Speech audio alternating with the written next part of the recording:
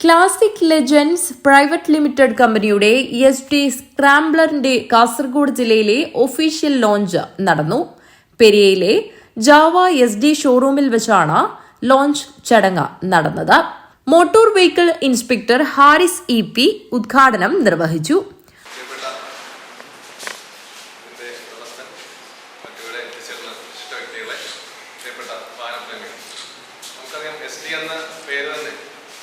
ഇന്ത്യയിൽ ടൂ വീലറിൻ്റെ കാര്യം എടുത്തു കഴിഞ്ഞാൽ വലിയൊരു പേരുള്ള ഒരു വാഹനമാണെന്ന് നമുക്കറിയാം.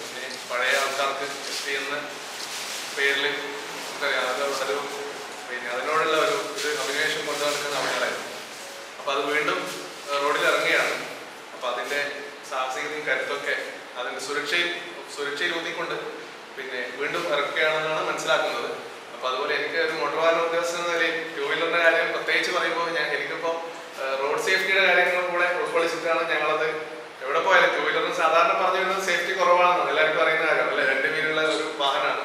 അപ്പോൾ നമ്മൾ എവിടെ ക്ലാസ് എടുക്കാൻ പോയി കഴിഞ്ഞാലും പറയുന്നത് ആ ഹെൽമെറ്റിന്റെ പ്രോപ്പർ യൂസ്, വെറുതെ ഹെൽമെറ്റ് ആൾക്കാർ വെക്കുന്നതിന് പകരം ഇതിന്റെ കൂടെ ഹെൽമെറ്റ് കൊടുക്കുമല്ലോ അല്ലെ. വാർഡ് മെമ്പർ ശോഭന സിയുടെ സാന്നിധ്യത്തിൽ മനീഷ് ചന്ദ്രൻ സ്ക്രാംബ്ലർ ബൈക്ക് ഏറ്റുവാങ്ങി. സർദാർ മോട്ടോഴ്സ് MD ഖദീജ ഉപഹാരം നൽകി.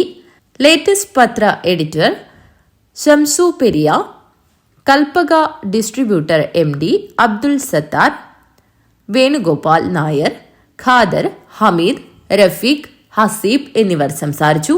അബ്ദുള്ള ഷഫി ധനീഷ് സർദാർ ബൈക്കിനെ കുറിച്ച് വിശദീകരണം നൽകി. News bureau, Kanhangad.